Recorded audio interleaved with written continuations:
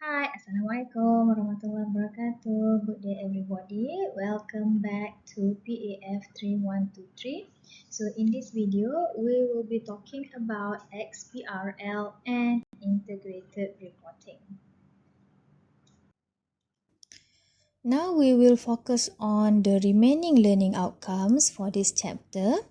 So at the end of this video, it is hoped that you should be able to explain about the use of XBRL in financial reporting and discuss the link and relationship between integrated reporting and XBRL.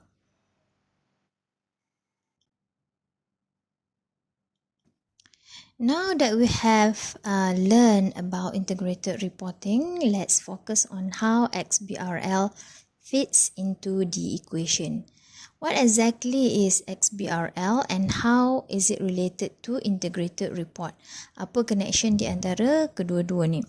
But first, let's define what is XBRL. Pernah dengar tak term ni?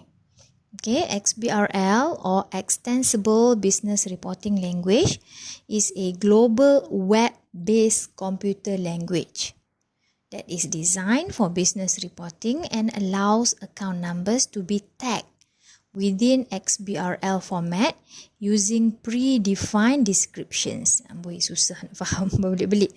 To make it simple, actually XBRL is a software standard, a computer language that was developed to improve the way in which financial data is communicated to make it easier to compile and share this data across different countries, different companies and different industries. So, like for example in our lecture, if there is an international student and I were to use Bahasa Melayu to deliver my lecture, the student won't be able to understand kan. Therefore, I have to use a common language understood by all students, that is English. So this will make communication between all the students a lot easier.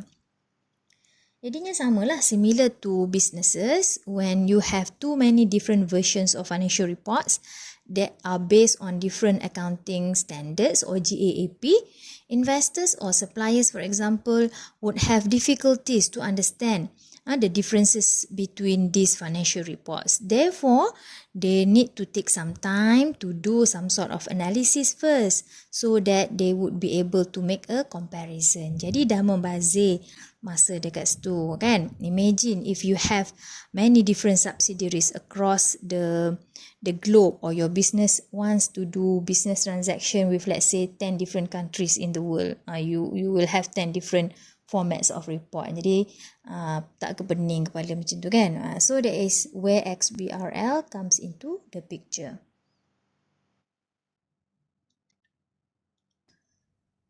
Okay, so XBRL comes to the rescue and the use of this platform will make your life easier. It is a freely available global framework of accounting standards used for exchanging business information.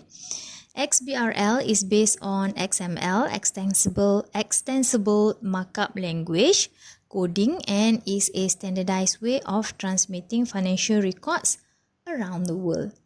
XBRL uses tags to identify each piece of financial data, which allows it to be used programmatically by an XBRL compatible program. So usually this tag will be based on IFRS lah contohnya kan. So in Malaysia we have MFRS. XBRL allows for easy transmission of data between businesses. As the data is available in XBRL, we could simply convert this data from the website into a spreadsheet program, usually instantaneously, that is XBRL compatible. So due to the standardized nature of the identification tags and the language itself, financial data from one country which has set accounting standards such as IFRS can be easily compiled into accepted accounting standards of another country, even if they are drastically different. Jadi dia standardizkan report tu lah regardless of financial reporting regime. The reporting of financial data in XBRL is not required by all companies, but because it has been prevalent, it has been widely accepted, therefore it has been suggested that it won't be long before all companies will have to report their financial data in this language.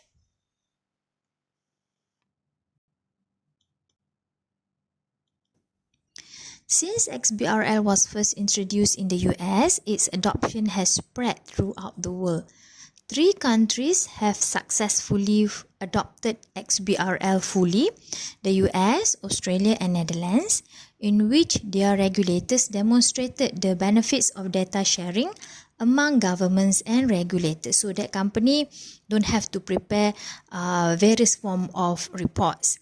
Other countries in Asia have also moved towards XBRL adoption. Take China for example. The country has mandated XBRL reporting in 2011 through the Shanghai Stock Exchange and Shenzhen Stock Exchange.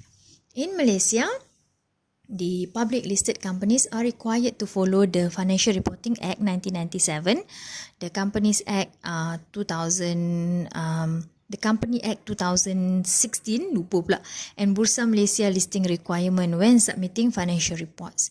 The accounting standards were established by the MASP, okay, as we know, while the MIA and MICPA were the professional bodies involved. Other regulators that have been a part of reporting and involved in XBRL adoption are BNM, Bank Negara Malaysia, the SC, Securities Commission, the SSM, Suruhanjaya Syarikat Malaysia, and the Inland Revenue Board, IRB or LHDN. These regulators, along with MICPA, MIA and MASB, have become the XBRL Steering Committee. BNM started its initiative to adopt XBRL in 2009, and the banking industry took the lead in XBRL compared to other industries. So they are the so-called pioneer lah in XBRL adoption in Malaysia.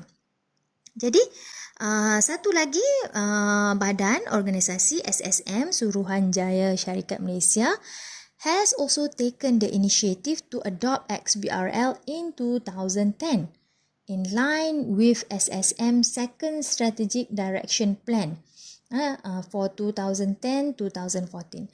So this initiative could be seen as the biggest initiative so far in Malaysia to shift to XBRL, which is known as the Malaysian Business Reporting System. Okay, MBRS. The MBRS is a reporting and submission system that is developed aligned with XBRL's requirements and format. It incorporates the concept of under XBRL to assist companies in preparing annual returns and financial statements. The aims of MBRS is to eliminate all manual registration and handling and transition to an automated online process. So who knows, you might have the chance to use this platform or system once you start working later. The XBRL taxonomy was released as the SSM taxonomy, SSMT, requiring all public listed companies to comply with the MFRS, while the private limited companies are required to comply with MPERS, Malaysian Private Entity Reporting Standards. The taxonomy ni adalah benda, this is the thing that they use in order to tag the platform to XBRL platform. However, does not include banking, financial or insurance players or companies limited by guarantee and foreign companies. This is because companies under this financial sector usually have their own set of rules since they have to follow BNM's requirement. So this taxonomy are usually, as I have mentioned before, usually based on MFRS or MPERS. So SSM has also encouraged the companies to submit their financial statements and reports using MBRS. In order to do this, SSM applied what they call as the MBRS preparation tool or M tool, which is similar to XBRL in preparing and generating annual returns, financial statements and reports and exemptions applications. So if you are further interested in looking at the application of MBRS in Malaysia, you can click on the links given in this slide for further details.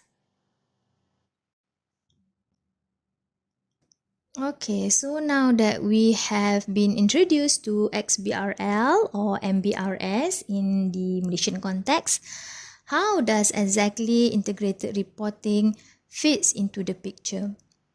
In order to prepare the integrated reports, the IIRC encourages companies to use what they call as technology platform to increase connectivity within an integrated report and to information outside of the report, and to facilitate comparisons between reports. So in this case, XBRL has been mentioned explicitly in the IIRC report as a possible technology platform for integrated reporting. So that is the connection there. So there are many benefits of XBRL at all stages of business reporting and analysis as mentioned in the report.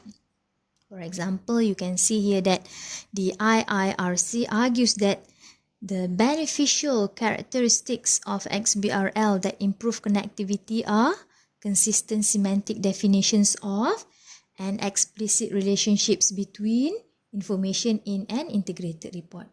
Capturing an integrated report in machine-readable format also allows the intended report users to more easily compare integrated reports of various organizations. Because if you have the chance to look at integrated report and because the framework itself does not specify how the report should be presented, there are diversities in terms of the presentation of the report. So by using XBRL, hopefully the problems of comparing between these different reports, although they are still integrated report, can be reduced. The benefits of using XBRL can be seen, for example, in automation, cost saving, faster, more reliable, and more accurate handling of data, improved analysis, and in better quality of information and decision making. XBRL enables producers and consumers of financial data to switch resources away from the costly manual processes, typically involving time-consuming comparison, assembly, and re-entry of data. So with this, they are able to concentrate their effort on analysis only with the help of software which can validate and manipulate XBRL information. As just an example, any searches for particular information which might in the past have taken hours can now be completed using XBRL in a fraction of a second. Jadi sekejap je kan?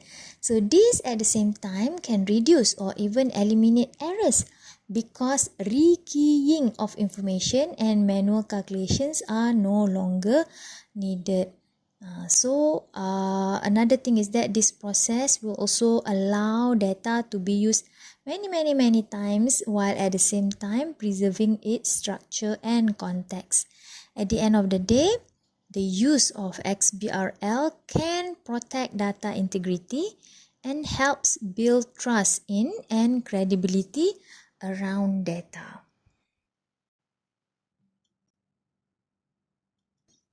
There have been quite a number of studies on the adoption of XBRL or MBRS in Malaysia, although not that many.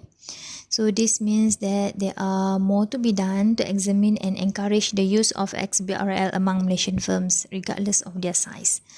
For example, in this particular study here, the researchers examine MBRS adoption using the DOI, diffusion of innovation theory. So kita tak belajar dalam kursus kita ni kan. For your information, this theory is not mainly used in financial accounting and reporting studies, but more familiar among management accounting researchers. Nonetheless, it was found through interviews and case studies with 4 members of the regulator that although there have been some initiatives undertaken to encourage the use of MBRS, there are still some concerns regarding the complexity of XBRL taxonomy, the resources, the support, stakeholder involvement and so on to improve the level of adoption of MBRS among Malaysian firms.